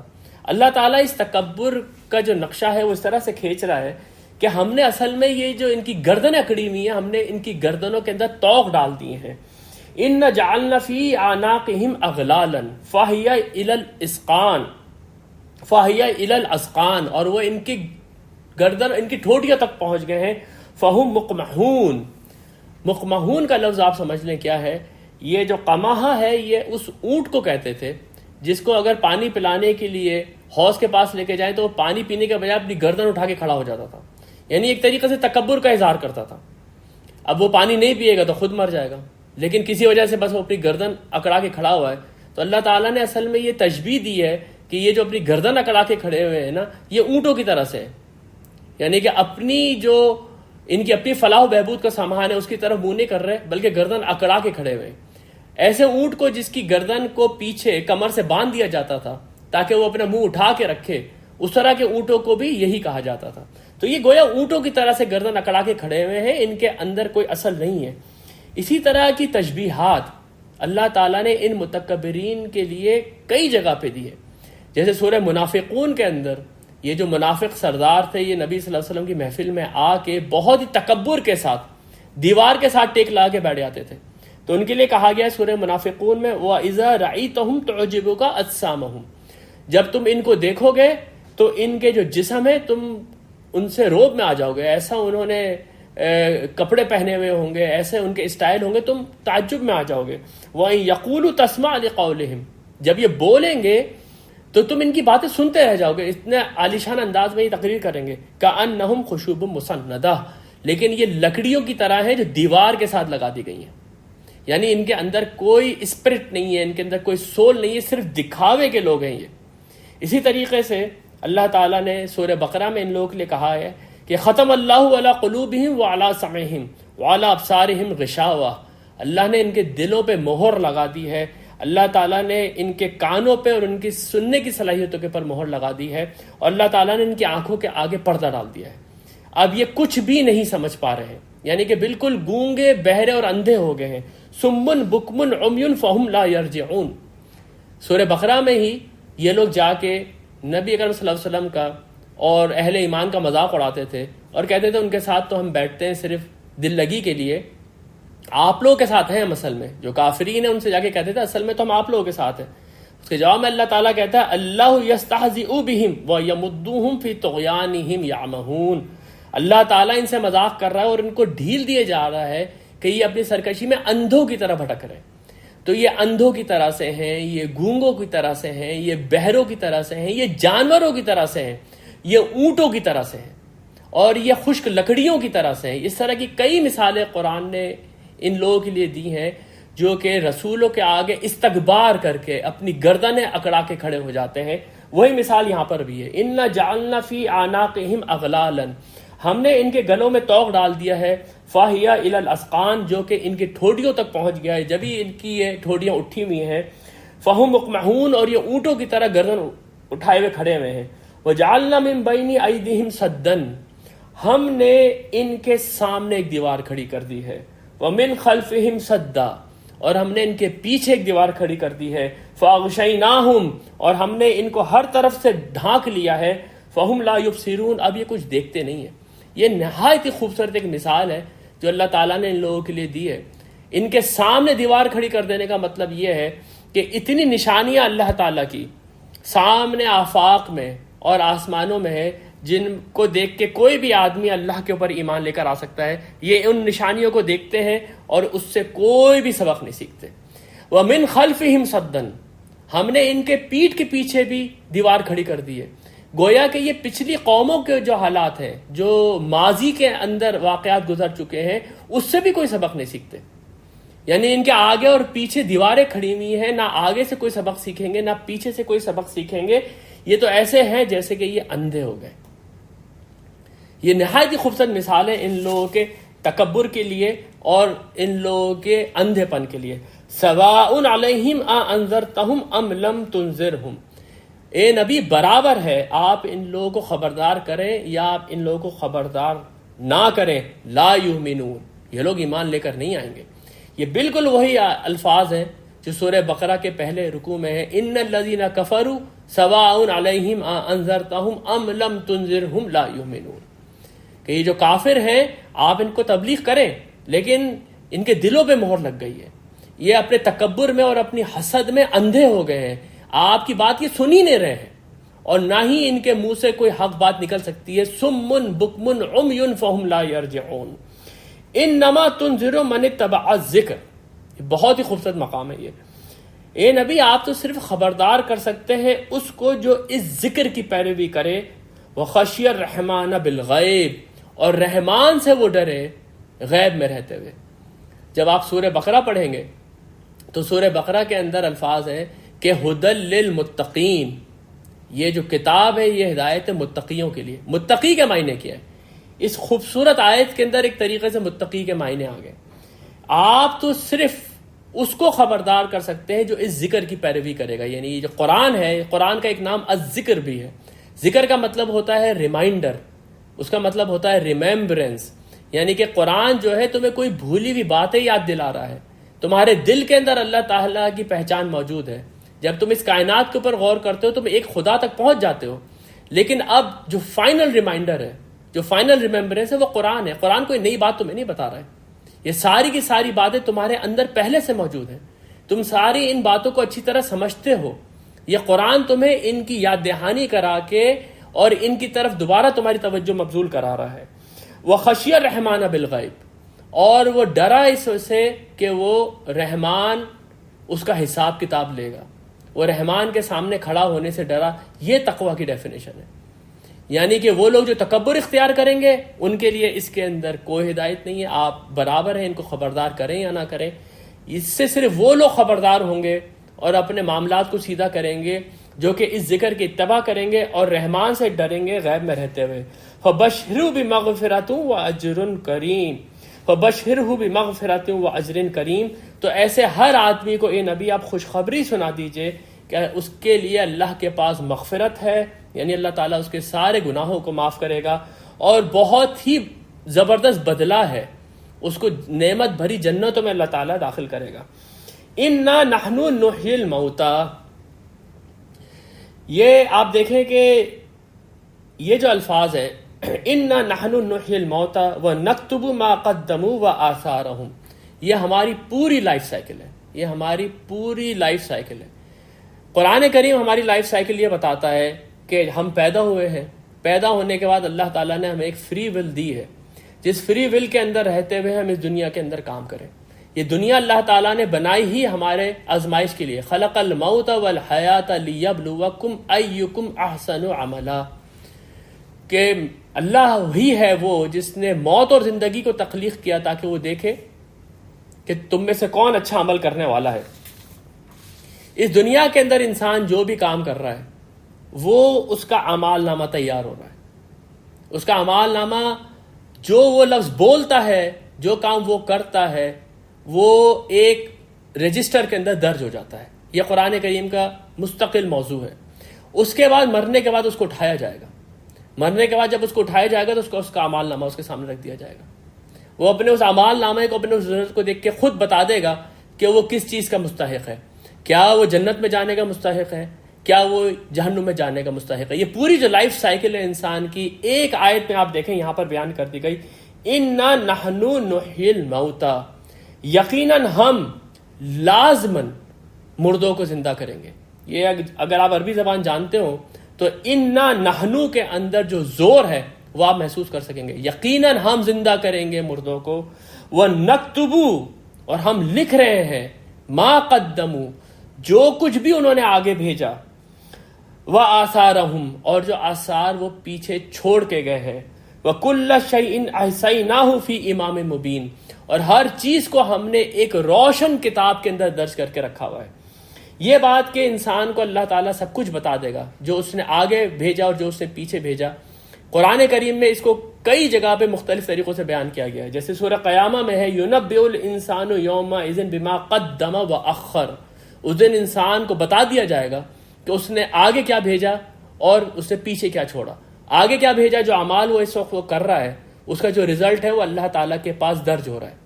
اس کے بعد وہ مرنے کے بعد کچھ ایسے آثار پیچھے چھوڑ کے چلے جاتا ہے، کچھ ایسے گناہ وہ پیچھے چھوڑ کے چلے جاتا ہے جو اس کے مرنے کے بعد بھی کام کر رہے ہوتے ہیں. وہ بھی مستقل اس کے رجسٹر میں داخل ہوتے رہیں گے. گویا کہ انسان کے جو اعمال ہیں وہ دو طریقے کے ہیں. ایک تو وہ اعمال ہے جو اس نے اس دنیا میں اپنے لیے کیے، اچھے تھے یا برے تھے، اس کا رزلٹ آگے چلا گیا. لیکن کچھ وہ اس دنیا کے اوپر ایسے آثار چھوڑ کے جاتا ہے، اچھے یا برے، جو اس کے مرنے کے بعد تک بھی پھل دے رہے ہوتے ہیں. وہ کسی کو قتل کر کے چلا گیا، وہ 10 لوگوں کو قتل کر کے چلا گیا، ان کی بیویاں بیوہ ہو گئیں، ان کے بچے یتیم ہو گئے. اب یہ آدمی مر گیا لیکن وہ جو یتیم بچے تھے وہ بھی کرمنل پیدا ہو رہے ہیں، وہ بھی آگے بہت سارے گناہ کر رہے ہیں. وہ سارے کے سارا جو رزلٹ ہے وہ اس کے اعمال نامہ کے اندر جاتا چلا جا رہا ہے. اس لیے قرآن کریم میں بہت ہی خوبصورت ایک مقام ہے، وہاں پر فرمایا گیا وَكُلَّ إِنسَانٍ أَلْزَمْنَاهُ طَائِرَهُ فِي عُنُقِهِ. ہم نے ہر انسان کا جو منحوست ہے یا جو اس کا اومین ہے وہ اس کے گلے میں لٹکا دیا ہے. وَنُخْرِجُ لَهُ يَوْمَ الْقِيَامَةِ كِتَابًا يَلْقَاهُ مَنشُورًا. قیامت کے دن ہم اس کے گلے سے اس کو نکالیں گے، وہ ایک ایسی کتاب بن کے باہر آئے گا جو کہ بالکل واضح ہوگی. اقرا کتابک، تو پڑھ اپنی کتاب خود آج. کفا بنفسک اليوم علیک حسیبا. آج تو خود کافی ہے اپنے اوپر حساب لینے کے لیے. یہ پڑھ لے اپنا اعمال نامہ، تو خود کافی ہے اپنے اوپر حساب لینے کے لیے. سورہ قاف کے اندر یہی لائف سائیکل قرآن جو میں آپ کے سامنے رکھ رہا ہوں، قرآن اس طرح سے بتاتا ہے وَلَقَدْ خَلَقْنَا الْإِنسَانَ وَنَعْلَمُ مَا تُوَسْوِسُ بِهِ نَفْسُهُ. انسان کو ہم نے ہی تخلیق کیا ہے اور ہم جانتے ہیں ایک وسوسہ بھی جو اس کے دل سے گزرتا ہے. وَنَحْنُ أَقْرَبُ إِلَيْهِ مِنْ حَبْلِ الْوَرِيدِ. اور ہم اس سے اس کی شہرک سے بھی قریب ہیں. اذ یتلقی المتلقی یعنی عن الیمین وعن الشمال قعید، اور جس وقت کے لے لیتے ہیں، پکڑ لیتے ہیں پکڑنے والے، جو اس کے سیدھے ہاتھ پر اس کے الٹے ہاتھ پہ بیٹھے ہوئے، یعنی کہ ہر انسان کے ساتھ دو فرشتے لگے ہوئے ہیں جو کہ جو کچھ بھی وہ بولتا ہے، جو کچھ بھی وہ کرتا ہے وہ لکھ لیتے ہیں۔ ما یلفظ من قول الا لدیہ رقیب عتید، ایک لفظ اس کے منہ سے نہیں نکلتا لیکن قریب میں ہی ایک بہت چاقو چوبند لکھنے والا اس کو لکھ لیتا ہے۔ یہ ہے ہماری لائف سائیکل، یہ ہے اعمال نامہ جو ہمارا تیار ہو رہا ہے۔ سورہ زخرف میں اللہ تعالیٰ فرماتے ہیں ام یحسبون انا لا نسمع سرهم ونجواهم، کیا یہ لوگ یہ سمجھتے ہیں کہ ہم جانتے نہیں ہیں کہ جو کچھ بھی یہ ہم سنتے نہیں ہیں، جو بھی یہ لوگ سرگوشیاں کرتے ہیں اور آپس میں چھپ چھپ کے مشورے کرتے ہیں، ہم جانتے نہیں ہیں؟ بلا، ضرور ہم جانتے ہیں یہ ساری باتیں جو یہ لوگ کر رہے ہیں۔ وَرُسُولُنَا لَدَيْهِمْ يَكْتُبُونَ، ہمارے فرشتے ان کے قریب ہی ہیں جو ان کے یہ سارے کے سارے اعمال لکھ رہے ہیں۔ اِنَّا نَحْنُ نُحْيِي الْمَوْتَى، یقیناً ہم مردوں کو زندہ کریں گے، وَنَكْتُبُ مَا قَدَّمُوا وَآثَارَهُمْ، اور ہم لکھ رہے ہیں جو بھی اعمال انہوں نے آگے بھیجے اور جو انہوں نے پیچھے چھوڑے۔ وَكُلَّ شَيْءٍ أَحْصَيْنَاهُ فِي إِمَامٍ مُبِينٍ، اور ہر چیز کو ہم نے ایک روشن رجسٹر کے اندر درج کر کے رکھا ہوا ہے۔ یہاں پر پہلا رکوع ختم ہوتا ہے اور دوسرا رکوع سٹارٹ ہوتا ہے۔ پہلا رکوع بھی جو ہے آپ نے دیکھا کہ ایمان بالرسالت کے اوپر ہے، نبی صلی اللہ علیہ وسلم کے اوپر ایمان کے اوپر ہے، اور جو لوگ اس سے انکار کر رہے ہیں ان کے لیے آخری وارننگ ہے، اور جو لوگ اس کی اتباع کر رہے ہیں ان کے لیے خوشخبریاں ہیں۔ اب اس قوم کو پھر ایک وارننگ دی جا رہی ہے۔ اللہ تعالیٰ کا طریقہ کار رسولوں کے معاملے میں یہ رہا ہے، جو قرآن یہ بتاتا ہے کہ اس دنیا کے اندر قومیں اپنے ظلم میں اور اپنی ہٹ دھرمی میں آگے بڑھتی چلی جاتی ہیں، اور اللہ تعالیٰ ان کو مہلت دیتا رہتا ہے۔ اللہ تعالیٰ ان کو مہلت دیتا رہتا ہے کہ شاید کہ یہ پلٹ کر آ جائے۔ یہ جو موضوع ہے اللہ تعالیٰ نے سورہ نحل میں اس طرح سے بیان کیا ہے وَلَوْ يُؤَاخِذُ اللَّهُ النَّاسَ بِظُلْمِهِمْ مَا تَرَكَ عَلَيْهَا مِن دَابَّةٍ، اگر اللہ تعالیٰ لوگوں کو ان کے گناہ کے بدولت فوراً پکڑ لیتا تو زمین کے اوپر ایک جانور بھی نہیں بچتا۔ وَلَكِنْ يُؤَخِّرُهُمْ إِلَىٰ أَجَلٍ مُّسَمًّى، لیکن وہ ایک مہلت تک کے لیے ان کو چھوٹ دیتا ہے۔ فَإِذَا جَاءَ أَجَلُهُمْ، اور جب ان کی مدت پوری ہو جاتی ہے، ان کی مہلت ختم ہو جاتی ہے، لا يستأخرون ساعة ولا يستقدمون، تو پھر جو ان کے اوپر عذاب آتا ہے نہ اس میں ایک گھڑی آگے ہوتی ہے نہ ایک گھڑی پیچھے ہوتی ہے۔ یہ اللہ تعالیٰ کا اس دنیا میں طریقہ کار ہے کہ وہ لوگوں کو چھوٹ دیتا ہے، قوموں کو چھوٹ دیتا ہے کہ وہ خود سنبھل جائیں اس سے پہلے کہ اللہ کی پکڑ ان پر آئے۔ جب ان کے ظلم کا پیمانہ حد سے گزر جاتا ہے تو اللہ کا طریقہ یہ ہے کہ فائنل وارننگ کے طور پر اللہ تعالیٰ ان کے اوپر ایک رسول بھیجتا ہے۔ وَمَا كُنَّا مُعَذِّبِينَ حَتَّى نَبْعَثَ رَسُولًا، ہم کسی بھی قوم کو تباہ نہیں کرتے، کسی بھی قوم کو ہم عذاب نہیں دیتے جب تک ہم اس کے اوپر ایک رسول نہ بھیج دیں۔ وہ رسول کا آنے کا مقصد کیا ہے؟ رسولا مبشرین و منذرین لئلا یکون للناس علی اللہ حجۃ بعد الرسل، کہ یہ جو رسول ہیں یہ خوشخبری دینے والے اور خبردار کرنے والے ہیں تاکہ لوگوں کے پاس اللہ کے خلاف قیامت کے دن کوئی حجت نہ رہے کہ ہمیں تو پتہ ہی نہیں تھا، آپ نے ہمیں وارن نہیں کیا، ہم کو اگر آپ پہلے بتا دیتے ہم سدھر جاتے۔ نہیں، ایسا کچھ بھی اب یہ نہیں کر سکتے، کیونکہ رسول نے آ کے ان کو صاف صاف بتا دیا کہ اگر تم یہ اعمال کرتے رہو گے تو تمہارا یہی حشر ہوگا۔ ان رسولوں کے آنے کے بعد ایک چھوٹی قیامت اللہ تعالیٰ اس دنیا میں بھی برپا کر کے پوری دنیا کو عبرت دکھاتا ہے کہ جس طرح سے میں نے آج ایک قوم کو تباہ کیا اس کے گناہوں کے اور اس کے ظلم کی بدولت، بالکل اسی طرح قیامت کے دن میں قوموں کا اور افراد کا حساب لوں گا، اور جو لوگ اس میں ناکام ہوئے وہ ایک ابدی عذاب کا شکار ہوں گے، اور جو کامیاب ہوئے وہ ابدی جنت کا شکار ہوں گے۔ یہ ہے جناب علی رسولوں کے آنے کا ایک قانون، ایک سنت اللہ کی جو قرآن میں بیان کی گئی ہے۔ اسی کو سورہ یاسین کے دوسرے رکوع میں ریپیٹ کیا جا رہا ہے۔ فرمایا گیا ہے وَضْرِبْ لَهُمْ مَثَلًا أَصْحَابَ الْقَرْيَةِ، اے نبی آپ ان کو ایک بستی کا قصہ سنائیے۔ اِذْ جَاءَهَا الْمُرْسَلُونَ، جب اس بستی کے اوپر رسول بھیجے گئے۔ اِذْ أَرْسَلْنَا إِلَيْهِمُ اثْنَيْنِ، ہم نے اس بستی کے اوپر 2 رسول بھیجے۔ فَكَذَّبُوهُمَا، ان بستی والوں نے ان دونوں کو جھٹلا دیا۔ فَعَزَّزْنَا بِثَالِثٍ، تو ہم نے پھر اس کو طاقت بہم پہنچائی، اس کی مدد کی تیسرے سے، یعنی 3 رسول. یہ کیسی قوم ہے جس کے اوپر اللہ تعالیٰ نے 3 رسول بھیجے ایک ساتھ. فَعَزَّزْنَا بِثَالِثٍ فَقَالُوا إِنَّا إِلَيْكُمْ مُرْسَلُونَ. تو ان تینوں رسولوں نے کہا دیکھو ہم تمہاری طرف اللہ کے رسول بنا کے بھیجے گئے ہیں.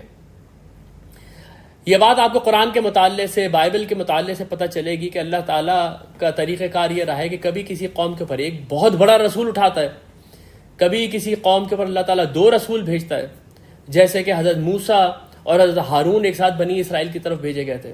کبھی اللہ تعالیٰ کسی بھی قوم کو اس طریقے سے چنتا ہے کہ اس کو پے در پہ رسول بھیجتا ہے. حضرت یحییٰ علیہ السلام کو بھیجا، اس کے فوراً بعد حضرت عیسیٰ علیہ السلام کو بھیجا. یہ دونوں بہت جلیل القدر رسول ہیں. تو کسی ایک بستی کے اوپر اللہ نے 3 رسولوں کو بھیجا. آپ کے ذہن میں یہ بات آ رہی ہوگی یہ کون سی بستی ہے؟ اور یہی جو کمال ہے قرآن کا کہ قرآن بعض اوقات جو آبویس انفارمیشن ہے اس کو اومٹ کر دیتا ہے. قرآن میں کہیں آپ کو نہیں پتہ چل سکے گا یہ کون سی بستی ہے. اور بہت سارے مفسرین نے اس بستی کے اوپر طرح طرح کی قیاس آرائیاں کی ہیں، لیکن جو ہمارے پاس تاریخی مواد ہے اس میں سے کوئی بھی وہ جو قیاس آرائیاں ہیں اس کے اوپر پوری نہیں اترتی. جیسے عبداللہ بن عباس کا ایک قول ہے کہ انطاکیہ ایک شہر ہے، ایک بستی ہے جہاں پر رسولوں کو بھیجا گیا، لیکن تاریخ اس بات، انطاکیہ آج بھی موجود ہے، وہاں پر کوئی عذاب نہیں آیا. وجہ یہ ہے کہ یہاں پر اصل میں اس واقعے سے عبرت پہنچانا مقصود ہے، اس کی انفارمیشن دینا مقصود نہیں ہے. اس لیے قرآن میں کئی ایسے واقعات آئیں گے جن کی کوئی ڈیٹیلز نہیں ہے، لیکن اس میں یہ بتایا جا رہا ہے کہ ایسا کیوں ہوا ہے. یہاں پر بھی کیونکہ رسولوں کے باب میں اللہ کی کیا سنت ہے اس کو اللہ تعالیٰ بیان کرنا چاہ رہا ہے، اس لیے یہاں پر کوئی بھی ڈیٹیل نہیں ہے کہ وہ کون سی بستی تھی. بس کیا ہے وہاں ہوا کیا یہ تم اپنے سامنے رکھو. قالوا ما انتم الا بشر مثلنا. تو اس بستی والوں نے کہا کہ تم لوگ کچھ بھی نہیں ہو لیکن ہماری طرح کے انسان. وما انزل الرحمن من شیء. اور رحمان نے کوئی بھی چیز نہیں اتاری، کوئی کلام نہیں اتارا. ان انتم الا تکذبون. اور تم لوگ نہیں بول رہے لیکن صرف جھوٹ. یہاں پر بستی والوں نے رسولوں کا انکار کیا کہہ کر کیا کہ تم لوگ ہماری طرح کے انسان ہو. یہ کیسے ہو سکتا ہے کہ اللہ تعالیٰ کسی انسان کو چنے اور اس تک اپنا پیغام پہنچائے؟ اگر اسے کوئی پیغام پہنچانا ہے تو فرشتوں کو نازل کرے. یہ ایک ایسا آرگیومنٹ ہے جو ہر رسول کو دیا گیا. خود نبی اکرم صلی اللہ علیہ وسلم کے اوپر یہی الزام لگایا گیا. یہ سورہ فرقان کی آیت ہے، وَقَالُوا مَا لِي هَٰذَا الرَّسُولُ. یہ کیسا رسول ہے؟ آپ نے کہا کہ میں اللہ کا رسول ہوں، تم تک پیغام لے کر آیا ہوں. انہوں نے کہا یہ کیسا رسول ہے؟ یَأْکُلُ الطَّعَامَ. یہ تو کھانا کھاتا ہے ہماری طرح سے. وَيَمْشِي فِي الْأَسْوَاقِ. اور یہ مارکیٹس میں، بازاروں میں گھومتے، کبھی کاروبار کے لیے کبھی کچھ لینے دینے کے لیے. یہ تو مارکیٹ میں گھوم رہے ہوتے ہیں ہماری طریقے سے. لَوْلَا أُنزِلَ إِلَيْهِ مَلَكٌ. تو کیوں نہیں ان کے ساتھ ایک فرشتہ نازل کیا جاتا؟ فَيَكُونَ مَعَهُ نَذِيرًا. جو ان کے ساتھ ہوتا لوگوں کو آگاہ کرنے والا کہ دیکھو یہ اللہ کے رسول آگے ہیں، ان کو بازار جانے کی ضرورت نہیں ہے، میں فرشتہ ہوں، میں جا کے ان کے لیے بازار سے چیزیں لے آتا ہوں. اور دوسرے یہ تو فرشتہ ہیں، ان کو کھانا کھانے کی کیا ضرورت ہے؟ یہ الزامات نبی اکرم صلی اللہ علیہ وسلم کے اوپر لگائے گئے کہ ہمارے جیسے آپ ایک بشر ہیں. یہاں تک کہ اگر آپ سورہ ابراہیم میں آئیں گے تو وہاں پر تمام رسولوں کا ذکر کر کے، حضرت نوح علیہ السلام کا، حضرت ہود علیہ السلام کا، حضرت صالح علیہ السلام کا ذکر کر کے، سب کا ذکر کر کے یہ کہا گیا کہ ان کی قوموں نے ان کو ایک جواب دیا. کیا؟ قالوا ان انتم الا بشر مثلنا. تم لوگ ہماری طرح کے انسان ہو. تريدون ان تصدونا عما كان يعبد آباؤنا. تم لوگوں کا مقصد یہ ہے کہ تم ہمیں روک دو ان بتوں کی پوجا کرنے سے، ان خداؤں کی پوجا کرنے سے جس کو کہ ہمارے آبا و اجداد پوجا کرتے آئے تھے. فاتونا بسلطان مبین. ہمارے سامنے تم کوئی واضح نشانی کیوں نہیں لے کر آتے؟ ساری قوموں نے رسولوں کو جب جھٹلایا ہے تو ان کے پاس صرف ایک ہی آرگیومنٹ تھا کہ یہ تو ہمارے جیسے بشر ہیں. اللہ تعالیٰ اس کا جواب یہ دیتا ہے سورہ اسراء کے اندر، وَمَا مَنَعَ النَّاسَ أَن يُؤْمِنُوا إِذْ جَاءَهُمُ الْهُدَىٰ. لوگوں کو نہیں روکا کہ جب ان کے پاس ہدایت آ گئی کہ وہ ایمان لے کر آتے، إِلَّا أَن قَالُوا أَبَعَثَ اللَّهُ بَشَرًا رَسُولًا. کہ انہوں نے کہا کہ اللہ نے ایک بشر کو رسول بنا کے بھیجا. قُل لَّوْ كَانَ فِي الْأَرْضِ مَلَائِكَةٌ يَمْشُونَ مُطْمَئِنِّينَ لَنَزَّلْنَا عَلَيْهِم مِّنَ السَّمَاءِ مَلَكًا رَسُولًا. اللہ تعالیٰ جواب دیتے ہیں کہ اگر اس زمین کے اوپر فرشتے گھوم رہے ہوتے آرام کے ساتھ تو ہم ایک فرشتے کو رسول بنا کے بھیجتے. یعنی کہ رسول آئے گا، وہ انسان ہوگا، اس کو تمہاری طرح سے بھوک لگے گی، اس کو تمہاری طرح سے تکلیف ہوگی، اس کے باوجود بھی وہ سارے اعمال کر کے دکھائے گا جو اللہ چاہتا ہے، تو ہی تو تمہارے لیے اسوہ حسنہ بنے گا وہ۔ اگر ایک فرشتہ آ جائے جس کو نہ بھوک لگے، جس کو نہ پیاس لگے، جس کے نہ بیوی بچے ہیں، اور وہ اللہ کے احکامات پہ عمل کر کے دکھا دے، تو تمہارے لیے کیسا ہی وہ اسوہ حسنہ ہوگا؟ یہ بالکل سامنے کی بات ہے۔ لیکن جنہوں نے انکار کرنا ہے انہوں نے اسی کو بنا لیا ایک بہت بڑی وجہ کہ ہم رسولوں کے پر ایمان نہیں لے کر آتی تو ہمارے جیسے بشر ہیں۔ یہ بات ذہن میں رکھ لیجئے کہ ہمارے ایمان کا یہ حصہ ہے کہ سارے انبیاء انسان تھے اور بشر تھے۔ آج ہمارے دور میں کچھ ایسے لوگ ہیں جن کے حلق سے یہ بات نہیں اترتی کہ نبی اکرم صلی اللہ علیہ وسلم بشر ہیں۔ وہ نبی اکرم صلی اللہ علیہ وسلم کے ساتھ بشر کا لفظ لگانا ان کی توہین سمجھتے ہیں۔ وہ کہتے ہیں آپ نبی صلی اللہ علیہ وسلم کو بشر نہ کہیں، آپ ان کو نور کہیں۔ بھائی پورا قرآن بھرا ہوا ہے، پورا قرآن بھرا ہوا ہے اس بات سے کہ سارے انبیاء بشر ہیں۔ پورا قرآن بھرا ہوا ہے اس بات سے کہ یہ جو بشر ہیں ان کو ساری وہ حاجات ہوتی ہیں جو کسی بھی انسان کو ہوتی ہیں۔ خود نبی اکرم صلی اللہ علیہ وسلم اپنے لیے قرآن کریم میں سورہ کہف میں بیان کر رہے ہیں، قل انما انا بشر مثلکم، ان لوگوں کو بتا دو کہ میں تم جیسا ہی ایک بشر ہوں، یوحا الی انما الہکم الہ واحد، فرق صرف یہ ہے کہ میرے اوپر وحی آتی ہے کہ تمہارا خدا ایک ہی خدا ہے۔ تو یہاں پر بھی یہ جو تمام کے تمام رسولوں کو جواب دیا جاتا تھا اس کی ایک جھلک دکھا دی گئی کہ انہوں نے کہا کہ ما انتم الا بشر مثلنا، تم لوگ کچھ بھی نہیں ہو لیکن ایک بشر ہماری طرح کے، وما انزل الرحمن من شیء، اور جو تم کہہ رہے ہو نا کہ خدا نے کچھ اتارا ہے، کچھ بھی نہیں اتارا خدا نے، تم اپنی طرف سے باتیں کر رہے ہو۔ ان انتم الا تکذبون، ہم تو تم کو جھوٹا سمجھتے ہیں، یہ رسولوں کو جھٹلا دیا۔ قالوا ربنا یعلم انا الیکم لمرسلون، تو ان رسولوں نے کہا کہ ہمارا رب جانتا ہے کہ ہم تمہاری طرف رسول بنا کے بھیجے گئے ہیں۔ اس آیت کی انٹینسٹی سمجھنے کے لیے آپ اپنے آپ کو مینٹلی طور پہ ذرا مکہ کے اس دور میں لے جائیں جب یہ سورہ نازل ہوئی تھی۔ یہ سورہ جس دور میں نازل ہوئی ہے اس دور میں نبی صلی اللہ علیہ وسلم اور آپ کے ماننے والوں کے اوپر پرسیکیوشن شروع ہو چکا تھا، آپ کو برا بھلا کہا جانے لگا تھا۔ شروع میں تو یہ لوگ مذاق اڑاتے رہے، لیکن جب دعوت پھیلتی جا رہی ہے اور وہ اپنے لیے اس کو چیلنج سمجھنے لگے ہیں تو اب یہ مار پیٹ کے اوپر آ گئے ہیں، یہ لوگوں کو مارنے اور قتل کرنے کے اوپر آ گئے ہیں۔ خاص طور پہ وہ لوگ جو نبی اکرم صلی اللہ علیہ وسلم کے ساتھ کمزور تھے، جو غلام تھے، ان کے اوپر تو انہوں نے ظلم کی انتہا کر کے رکھی ہوئی تھی، اور بار بار یہی کہہ رہے تھے کہ اگر تم اللہ کے رسول ہو تو کوئی نشانی لگا کے دکھا دو، اللہ کے رسول ہو تو کوئی نشانی لا کے دکھا دو۔ تو اس کے جواب میں نبی اکرم صلی اللہ علیہ وسلم کو قرآن کئی جگہ پہ مخاطب کر کے یہ کہتا ہے کہ وَلَقَدْ نَعْلَمُ أَنَّكَ يَضِيقُ صَدْرُكَ بِمَا يَقُولُونَ، اے رسول ہم جانتے ہیں کہ آپ کا دل بھجتا ہے ان باتوں سے جو یہ لوگ کرتے ہیں، آپ کو بہت تکلیف ہوتی ہے دل کے اندر کہ یہ آپ کے اپنے رشتہ دار آپ کے خلاف کیسے کھڑے ہو گئے ہیں اور کس طریقے سے آپ کو تانے مار رہے ہیں۔ یہ اگر آپ کے بیک ڈراپ کے اندر یہ بات ہو تو آپ یہ دیکھیں کہ یہ آیت کتنی زیادہ اس کے اندر انٹینسٹی ہے کہ قالوا ربنا یعلم انا الیکم لمرسلون، یعنی بالکل عاجز آ گئے ہیں رسول، بالکل ان کو زج کر دیا ہے، اور وہ بیچارے کہہ رہے ہیں کہ بس تمہارے ہمارے درمیان تو بس اللہ ہی ہے، اور اللہ ہی جانتا ہے کہ اس نے ہمیں رسول بنا کے بھیجا ہے۔ وما علینا الا البلاغ المبین، اور ہمارے ذمے نہیں ہے لیکن صرف بات پہنچا دینا، تم لوگوں کو زبردستی ہدایت کے اوپر لے کر آ جانا، تم لوگوں کو عذاب سے بچا لینا، یہ ہمارے بس کی بات نہیں ہے، نہ ہی اللہ تعالیٰ نے یہ ہمارے پر فرض کیا ہے۔ ہمارے ذمے تو یہ ہے کہ ہم تم تک سیدھی بات پہنچا دیں۔ وما علینا الا البلاغ المبین، یہ بلاغ المبین کو تھوڑا سا نوٹ کر لیں، کیونکہ ہمارے یہاں بھی عموماً یہ لفظ بولا جاتا ہے۔ تقریر کی ایک عالم نے اور آخر میں کہا کہ وما علینا الا البلاغ، ہمارے اوپر صرف یہ ہے کہ ہم بات کو پہنچا دیں۔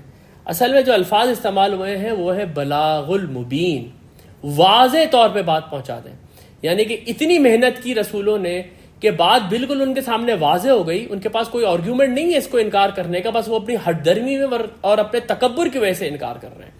اس لیے آپ یہ دیکھیں قرآن کریم میں اس بلاغ المبین کو ایک اور جگہ پہ واضح کیا گیا ہے۔ سورہ نساء میں ان منافقون اور ان کافرون کے لیے اللہ تعالیٰ یہ کہہ رہا ہے کہ ٹھیک ہے نبی آپ ان سے درگزر کریں، وَعِظْهُمْ، آپ ان کو نصیحت کرتے رہیں، وَقُلْ لَهُمْ فِي أَنفُسِهِمْ قَوْلًا بَلِيغًا، اور آپ ان کو ایسی بات کہیں جو ان کے دل کے اندر اتر جائے، یعنی بہت درد بھرا آواز، بہت ہی شائستگی سے، بہت پیار سے ان تک بات کو پہنچائیے۔ بلاغ المبین کا اگر آپ قرآن میں کوئی الٹیمیٹ کلائمیکس دیکھنا چاہتے ہیں تو وہ سورہ نوح ہے. جس طریقے سے حضرت نوح علیہ السلام اپنی قوم کو پکار رہے ہیں، آپ دیکھیں وہ الفاظ کیا ہیں. حضرت نوح علیہ السلام 950 سال اپنی قوم میں تبلیغ کرتے رہے اور قوم نے ان کو ریجیکٹ کر دیا، قوم نے ان کی تکذیب کر دی. قال ربی انی دعوت قومی لیلا و نہارا. اب وہ اللہ کے سامنے شکایت پیش کر رہے ہیں کہ اے میرے رب، میں نے اپنی قوم کو دن اور رات پکارا، فلم یزدہم دعائی الا فرارا، لیکن میری دعوت نے ان کے اندر کسی چیز کا اضافہ نہیں کیا سوائے اس کے کہ وہ بھاگنے لگے مجھ سے. وَإِنِّي كُلَّمَا دَعَوْتُهُمْ لِتَغْفِرَ لَهُمْ، جب بھی میں نے ان کو بلایا کہ آؤ کہ تو ان کو معاف کر دے. جس قسم کی حرکتوں میں یہ لوگ پڑے ہوئے ہیں، اے اللہ تو ان کو معاف کر دے، میں نے ان کو بلایا. جَعَلَوْا أَصَابِعَهُمْ فِي آذَانِهِمْ، انہوں نے اپنی انگلیاں کانوں میں ڈال لی، یعنی میری بات ہی نہیں سنی، انہوں نے انگلیاں کانوں میں ڈال لی. وَاسْتَغْشَوْا ثِيَابَهُمْ، اور اپنے اوپر کپڑا ڈال دیا جیسے کہ مجھے دیکھ ہی نہیں رہے. وَأَصَرُّوا وَاسْتَكْبَرُوا اسْتِكْبَارًا، اور اڑ گئے اپنی اس بات کے اوپر اور بہت برا تکبر کیا ان لوگوں نے. ثم انی دعوتہم جہارا، پھر میں نے ان کو ہاں کے پکارے ہر جگہ پہ، جس کو آپ کہتے ہیں نا اسٹریٹ پریچنگ. میں سڑکوں پہ دوڑتا رہا، ان لوگوں کو پکارتا رہا. ثم انی اعلنت لہم واسررت لہم اسرارا، میں نے کبھی ان کو سب کے سامنے دعوت دی، کبھی میں نے ان کو چپکے چپکے دعوت دی. فقلت استغفروا ربکم انہ کان غفارا، میں نے ان سے کہا استغفار کرو، تمہارا رب بہت استغفار قبول کرنے والا ہے، بہت معاف کرنے والا ہے. یہ ہے جناب بلاغ مبین. اس طریقے سے اللہ کا ایک رسول بلاتا ہے. یہ تھوڑی ہے کہ ہم نے ایک ویڈیو جو ہے وہ یوٹیوب پہ ڈال دی اور کہا ہم نے تو پیغام پہنچانے کا حق ادا کر دیا، یا کسی جگہ پہ ہم نے کھڑے ہو کے تقریر کی اور ہم نے کہا کہ ہاں جی تقریر ہو گئی، وما علینا الا البلاغ. نہیں، یہ محنت ہے جو رسولوں نے کی ہے، اور اس محنت کے اوپر ہی یہاں پر ہے کہ زچ ہو گئے ہیں رسول، اور وہ یہ کہہ رہے ہیں کہ ربنا یعلم انا الیکم لمرسلون، ہمارا رب جانتا ہے کہ ہم تمہاری طرف رسول بنا کے بھیجے گئے ہیں، ہمارے اوپر صرف بات کو پہنچا دینا ہے، ہم بات پہنچا رہے ہیں تم تک، تو ہماری بات مان لو، تمہارا اپنا بھلا ہے. قالوا انا تطیرنا بکم، انہوں نے کہا کہ ہم تو تم کو منحوس سمجھتے ہیں. یہ منحوس سمجھنے کی وجہ کیا ہے؟ یہ قرآن کریم کے اندر آپ دیکھیں گے کہ جب بھی اللہ تعالیٰ کسی قوم کے اوپر رسول بھیجتا ہے تو اللہ تعالیٰ اس قوم کو پریشانیوں میں جکڑتا ہے تاکہ وہ قوم تھوڑی سی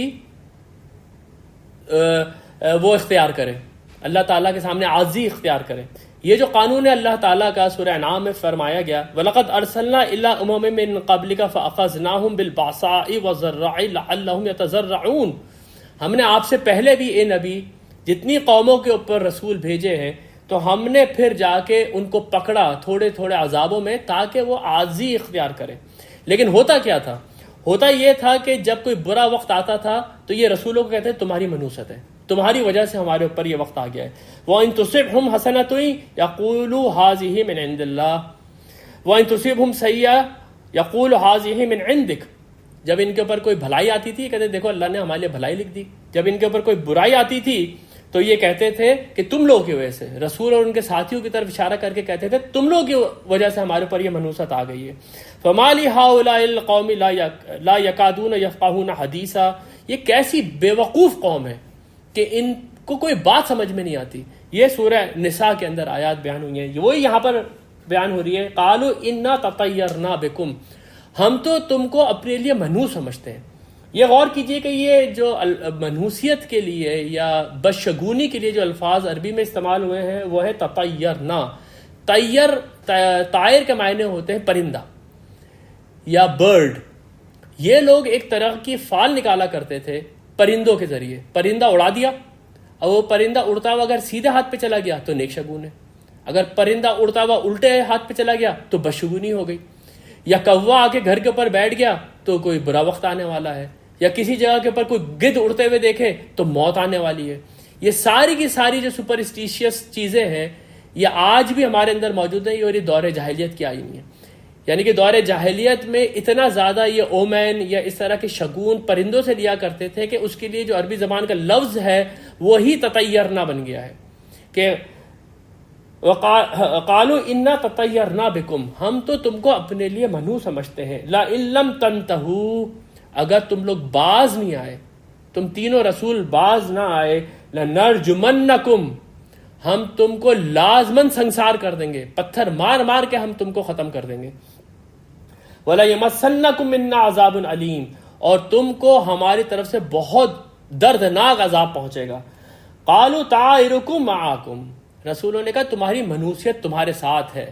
یہ وہی الفاظ ہیں جو دوسرے رسولوں نے بھی اپنی قوموں سے کہے۔ قَالُوا طَيَّرْنَا بِكَ وَبِمَن مَّعَكَ قَالَ طَائِرُكُمْ عِندَ اللَّهِ بَلْ أَنتُمْ قَوْمٌ تفتنون۔ یہ حضرت صالح علیہ السلام نے اپنی قوم کو جواب دیا تھا جب انہوں نے کہا کہ تم کو اور تمہاری قوم کو تو منحوس، تم کو اور تمہارے ساتھیوں کو تو منحوس سمجھتے، تو انہوں نے یہ کہا تھا کہ ساری کی ساری شگون اللہ کے پاس ہے، تم وہ قوم ہو جو اس وقت آزمائے جا رہے ہو، تم لوگ نہیں سمجھ رہے بات کو، وہ الگ بات ہے۔ ان ذکرتم، کیا تم اس لیے یہ باتیں کہہ رہے ہو کہ تمہیں کوئی نصیحت کر رہا ہے، تمہیں نصیحت پسند نہیں ہے؟ بل انتم قوم مسرفون، بلکہ تم لوگ تو وہ قوم ہو جو اپنے حد سے باہر نکل گئی ہو، تمہاری ہر چیز میں اسراف ہے، تم لوگ زندگی ایسے گزار رہے ہو کہ اس میں بے جا دولت خرچ کرتے ہو، تم لوگ دوسرے کے اوپر جو زیادتی کرتے ہو اس میں حد سے بڑھے ہوئے ہو۔ یعنی کسی بھی قوم کے ظلم کے لیے، کسی بھی انسان کی بہرا روی کے لیے جو خوبصورت ترین الفاظ ہے وہ اسراف ہے، کہ تم لوگ حد سے بڑھ جانے والی قوموں میں سے ہو۔ آج میں اپنے سیشن کا یہیں پر اختتام کرتا ہوں کیونکہ ہمارا وقت پورا ہو گیا ہے اور عصر کا وقت بھی ہو گیا ہے۔ 2 رکوع ہمارا آج مکمل کرنے کا ارادہ تھا، وہ 2 رکوع ہم نہیں کر سکے، لیکن پھر بھی ہم کافی آگے تک آ گئے ہیں کیونکہ آج ہم نے کافی انٹروڈکشنز وغیرہ بھی کیے ہیں۔ انشاءاللہ تعالی اللہ کی ذات سے امید ہے کہ کل ہم سورہ یاسین کا مطالعہ مکمل کر لیں گے اور اگلے ہفتے انشاءاللہ تعالی پھر ہم سورہ واقعہ سے آغاز کریں گے۔ بارک اللہ لی و لکم فی القرآن العظیم و نفعنی و ایاکم بالآیات و ذکر الحکیم۔